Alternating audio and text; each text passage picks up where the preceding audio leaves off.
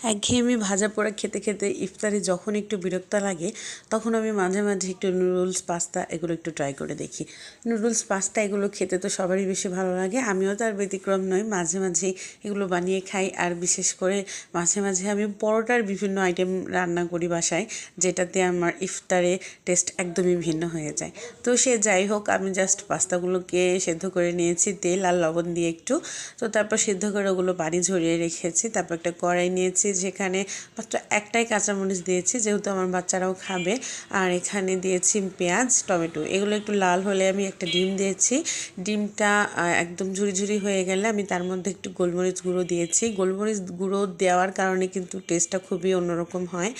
আর আমি একটা বাটিতে নিয়েছি একটা মেজারমেন্ট কাপ, ওই কাপে নিয়েছি হচ্ছে সয়া সস, টমেটো সস, একটা নুডলসের মশলা দিয়ে দিলাম। এখানে পাস্তা সস আমার কাছে ফুরিয়ে গিয়েছে, যেহেতু এটা পাস্তার শেষ প্যাকেটে, মানে প্যাকেটের শেষের অংশটুকু।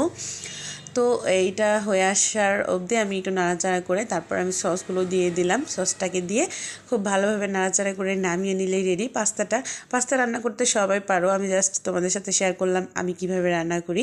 আর এইভাবে কিন্তু ইফতারে একটু ভিন্নতর খাবার খেতে খুব ভালোই লাগে। আমি মাঝে মধ্যে ট্রাই করছি একটু ভিন্ন কিছু করে দেখার জন্য, আর সেটাই তোমাদের সাথে শেয়ার করলাম। ভালো লাগলে পেজটা ফলো দিও।